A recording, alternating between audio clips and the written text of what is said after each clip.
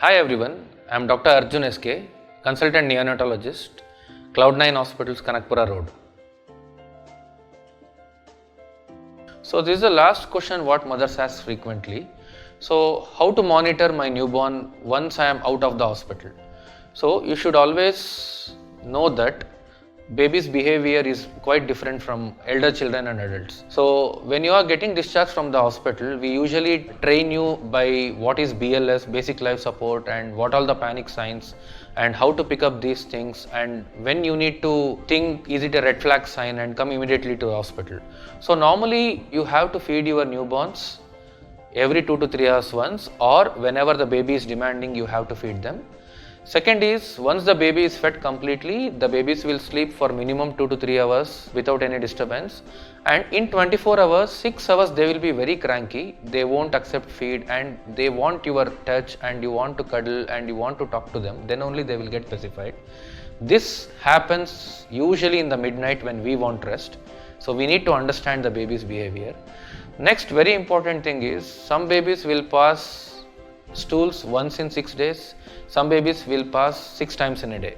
Both are normal provided they pass flatus frequently and they feed without any vomiting and the tummy won't get distended. And there are few red flag signs what you should know.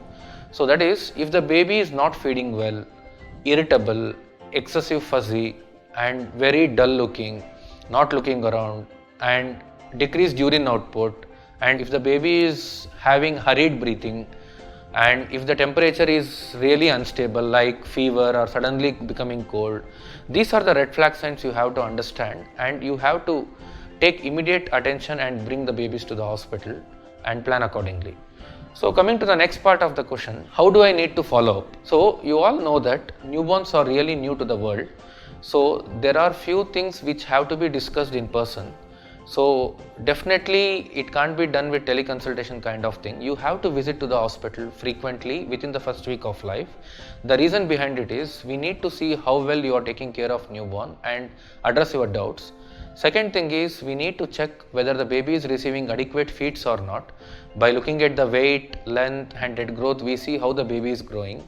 Third thing, very important, jaundice, that is yellowish discoloration of the skin, which commonly occurs in newborns. So this usually peaks by 5 to 7 days and settle down after 7 days in the term babies.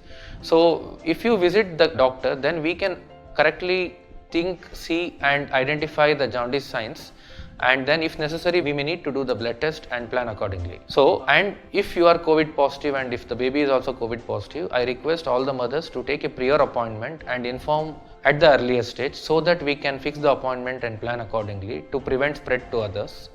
And very important point is newborn screening.